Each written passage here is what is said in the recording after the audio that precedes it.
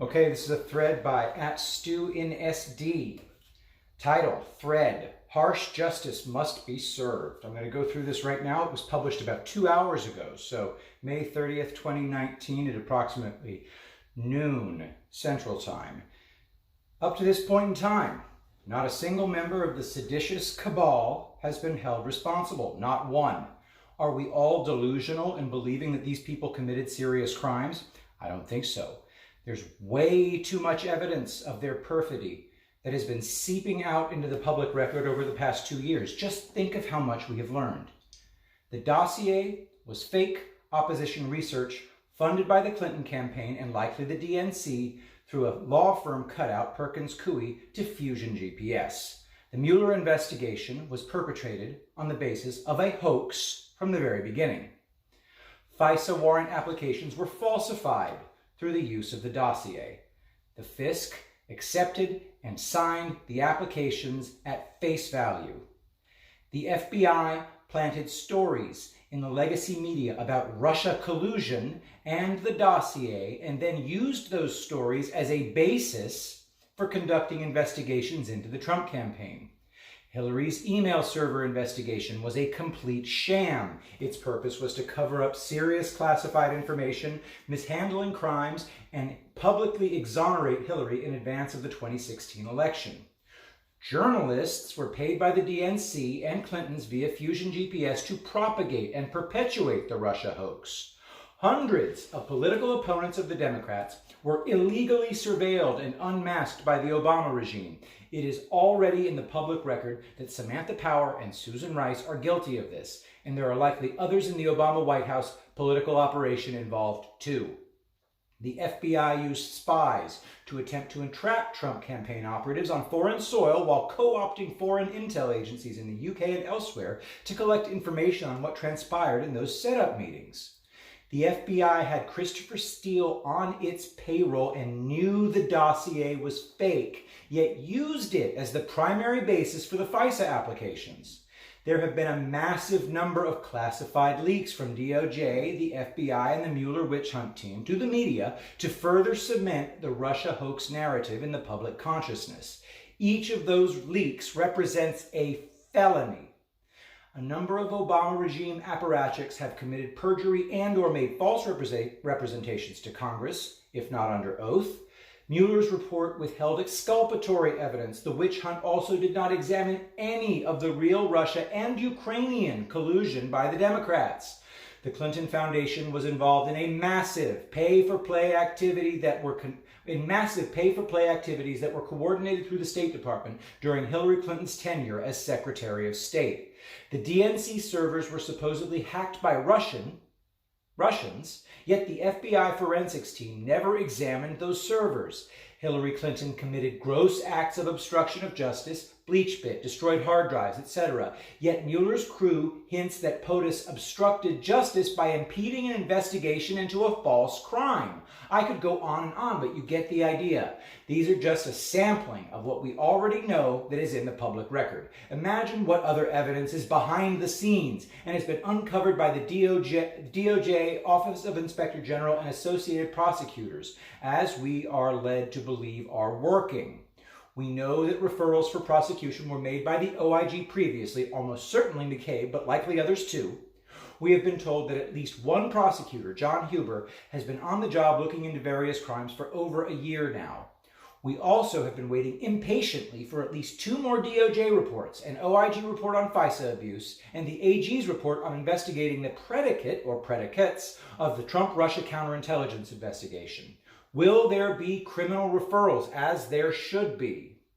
We also expect the declassification of the FISA warrant apps in the near future, as promised by the president too. Will there finally be some official accusations of crimes committed instead of the informal accusations being bandied about in conservative media and on Twitter? Many people have grown cynical about whether there will ever be justice served to these crooks. We have literally seen these people get away with their crimes and also flaunt it in public settings. I literally despise Hillary Clinton and her sanctimonious claptrap. The woman belongs in jail until the devil takes custody. and the likes of Brennan, Clapper, Comey, and other Obama apparatchiks who infest the legacy media airwaves shouting Russia collusion and obstruction of justice make me furious. Once upon a time, DOJ and federal law enforcement at least made an attempt to enforce existing laws and dispense equal justice under the law to Americans. The double standards that have been evident in recent years indicate that we've strayed very far from that principle. The political class enrich themselves at our expense through insider stock trading, land use grifting, kickbacks for services rendered, outright bribery, nepotism, and other corrupt actions. And we have allowed them to get away with it for decades. What is most troubling to me is that we have a large percentage of Americans who are perfectly okay with the political corruption of the Obama DOJ, FBI, and intelligence communities as long as their illegal actions and gross violations of Fourth Amendment rights are aimed at conservatives and Republicans. In past years, the left were all skeptical about the man, the feds. They hated the FBI and federal law enforcement in general. They were all about power to the people in the 1960s and exposing government crimes. Now that the left have taken over most federal agencies, they have relished using those agencies to stifle, investigate, suppress, and harass their political opponents, even illegally. They fail to realize that those same institutions can be used against them in the future. And the left have perfected the use of lawfare to wage war through the courts on their political adversaries too. They are criminalizing policy differences. Dem presidents selectively enforce laws, e.g. immigration, anti-corruption, to achieve their political objectives. The man, specifically DOJ and the FBI, were turned into a virtual Praetorian Guard in defense of the political class, specifically Democrat politicians like the Clintons and Obama. Looking the other way when crimes are committed by favored people is now par for the course.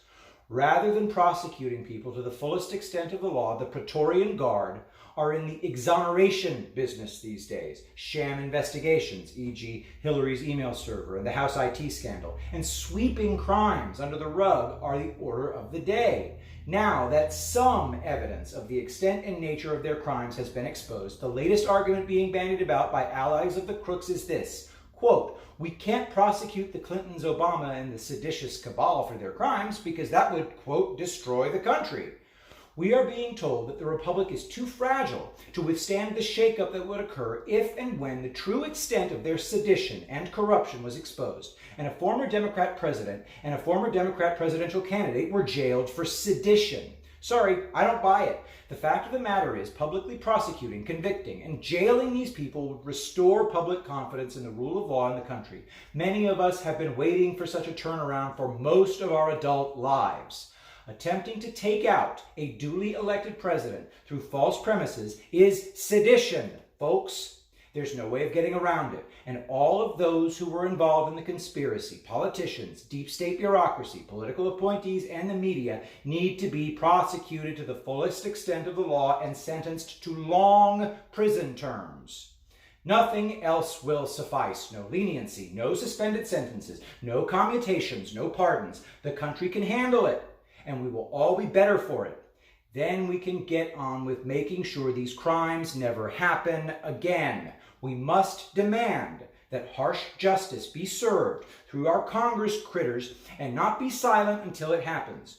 We know that Dems won't care, but they need to feel the pressure too. Letting these people slide is too horrible and demoralizing for me to contemplate. Stu and SD on Twitter, published today.